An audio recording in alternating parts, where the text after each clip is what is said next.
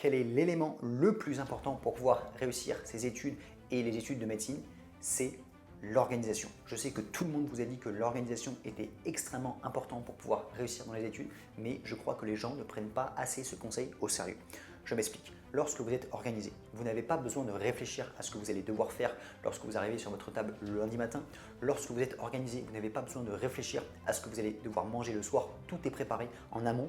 Et vraiment, les gens souvent sous-estiment l'organisation tout simplement parce qu'ils ont l'impression d'être bloqués, parce qu'ils ont la flemme de s'organiser. La vérité, c'est que lorsque vous avez la force de vous organiser, lorsque vous prenez vraiment le taureau par les cornes et que vous vous organisez en amont, vous allez gagner énormément de temps et finalement, vous allez gagner énormément de liberté dans le reste de votre semaine. Et ce n'est pas uniquement quand vous êtes en train de faire des études de médecine ou que vous êtes en train de préparer des concours qu'il faut forcément être organisé. Le but, c'est pas d'être non plus un malade de l'organisation et de passer son temps à tout planifier, mais si vous avez quelques astuces, quelques éléments hyper simples à mettre en place qui vont vous permettre de maximiser votre organisation, vous allez pouvoir vraiment gagner du temps, être beaucoup plus libre et faire vraiment ce que vous voulez si vous êtes en dehors des études de médecine ou en dehors des concours, ou bien réussir vraiment les concours de médecine lorsque vous êtes en train de les préparer. Donc concrètement, comment on s'organise le plus efficacement possible, comment on peut mettre en place la règle du 20-80 dans les études de médecine et dans l'organisation. Donc le premier truc, et si vous avez une seule chose à faire, c'est d'organiser sa semaine en avance et d'organiser les cours que vous allez devoir préparer. Donc moi, ce que je faisais, c'est que tous les dimanches à 18 h, je préparais le planning de la semaine. Comme ça, lorsque j'arrivais le lundi matin, même si la semaine d'avant, j'avais fait une semaine pourrie, le dimanche, si à 18 h je prends une demi-heure, ça ne me prend pas plus d'une demi-heure. Je prends une demi-heure pour planifier ma semaine en avance, pour me dire aujourd'hui je vais faire tel cours, tel cours, tel cours, ou bien pour savoir grossièrement les cours que je devais faire. Si vous faites ça toutes les semaines, tous les dimanches, pendant une demi-heure, vous allez avoir une vision beaucoup plus claire sur ce que vous allez devoir faire et comme ça, vous n'avez pas besoin de vous poser de questions. Il faut prendre l'analogie et la métaphore de l'autopilote, donc c'est-à-dire du pilote d'avion qui va planifier son vol et qui, durant le vol, sera en mode autopilote, qui n'aura plus besoin de réfléchir et tout va se faire automatiquement. C'est exactement ce que vous devez faire parce que lorsque vous allez devoir travailler, si vous voulez travailler vraiment de manière concentrée et efficace toute la journée, ça va vous demander beaucoup d'énergie mentale et si vous voulez justement conserver cette énergie mentale, vous devez prendre des décisions en amont pour éviter de prendre des décisions durant votre journée en vous disant qu'est-ce que je vais devoir faire? Est-ce que je fais des QCM à ce moment-là? Qu'est-ce que je mange? Qu'est-ce que je fais ci? Et plus vous allez utiliser votre jauge de décision au début de la journée, vous avez une jauge de décision qui est à 100% et plus vous allez l'utiliser, moins en fin de journée vous avez envie de travailler parce qu'il va falloir choisir entre travailler ou bien se faire une pause sur Netflix. Vous allez devoir choisir entre travailler ou bien aller sortir avec vos potes. Et si vous n'avez pas pris ces décisions avant dans la journée, que vous n'avez pas eu besoin de réfléchir à quel cours vous allez devoir faire, là, vous avez toutes les chances de prendre les bonnes décisions. Et malheureusement, on le sait, je le sais par expérience, si vous voulez vraiment réussir de manière exceptionnelle dans les études de médecine, dans les concours, vous allez devoir faire des décisions qui sont différentes de 95% des gens parce que 95% des gens travaillent toute la journée.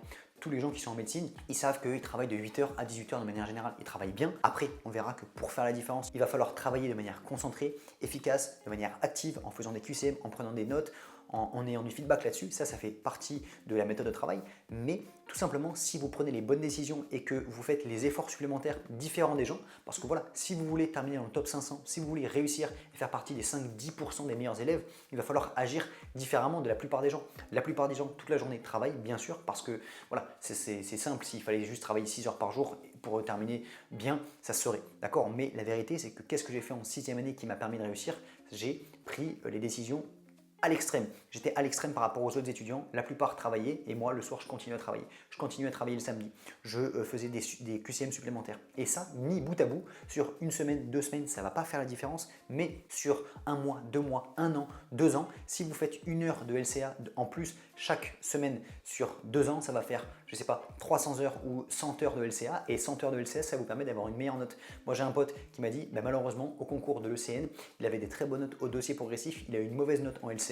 Tout simplement parce qu'il ne s'était pas assez entraîné. S'il avait eu 100 heures de LCA en plus, il aurait eu une meilleure note, c'est obligatoire, c'est comme ça, tout simplement. Donc ne sous-estimez pas la puissance des petits détails et prendre les bonnes décisions au bon moment, ça demande de l'organisation. Et pour pouvoir faire ça, il faut s'organiser en avance. Donc la première étape, on a dit organiser sa semaine en avance. Ça peut être extrêmement simple. Moi, quand j'étais en première année, j'avais mis en place la méthode des J. Quand j'étais en 6e année, je savais que je devais avancer sur mes collèges au fur et à mesure. C'est-à-dire que tous les 5 jours en moyenne, je devais faire un collège. Donc ce que je faisais, c'est que j'avais l'image globale des cours que je devais faire. Donc c'était pas en mode aujourd'hui je dois faire ce cours-là, ce cours-là, ce cours-là. Je savais que de manière générale, je faisais en moyenne 6-7 cours par jour par exemple. Donc j'ai avancé sur mes collèges au fur et à mesure, mais par contre ce que j'avais organisé c'était ma routine quotidienne. Organiser sa routine quotidienne c'est hyper important, c'est-à-dire que tous les jours vous savez parfaitement ce que vous devez faire et ce que vous avez prévu de faire. C'est-à-dire que moi tous les jours je savais que de 8h à 10h j'avais ma première session de deep work, je refaisais après une petite pause, je refaisais une deuxième session de deep work de 10h15 à peu près jusqu'à 12h30, après je mangeais une demi-heure le midi, je savais où je mangeais, je savais ce que j'allais manger, ensuite je reprenais de 13h jusqu'à 15h. Petite pause de 15h30 jusqu'à 17h. Ensuite, je faisais une heure, à peu près 30-40 minutes de sport. Je prenais le goûter, je me lavais. Je reprenais une cinquième session de travail de 2h jusqu'à 20h. Petite pause. Je retravaillais de 20h jusqu'à 22h.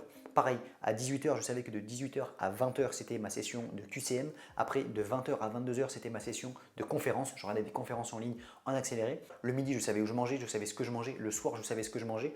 Là, j'étais un petit peu dans l'extrême parce que c'est là, à ce moment-là, que je voulais avoir les meilleurs résultats. Mais c'est ça que vous devez comprendre, c'est qu'il faut s'organiser, il faut savoir ce que vous devez faire. Et si vous improvisez, finalement, vous n'allez pas avoir de bons résultats. Et moi, je le vois à la salle de sport, par exemple, lorsque j'improvise les séances, lorsque je me dis, je fais un petit peu ce que je veux. Ça marche quand même de manière générale, mais vous n'allez pas avoir les meilleurs résultats. Et malheureusement, il y a des domaines dans lesquels être au-dessus de la moyenne, c'est-à-dire aller faire du sport 3-4 fois par semaine en faisant des séances qui nous plaisent, ça marche. Mais en études de médecine, dans les concours, on veut être parmi les meilleurs. Et pour être parmi les meilleurs, il va falloir avoir un plan d'action précis, un planning précis à suivre qui est millimétré, qui est vraiment réfléchi en amont pour éviter d'improviser. Parce que improviser, c'est la pire manière de réussir. Voilà, je vous encourage à essayer d'organiser votre semaine à l'avance. Par exemple, moi tous les dimanches, ce que je peux vous inviter à faire, c'est faire du batch cooking pendant 1 heure, 2 heures.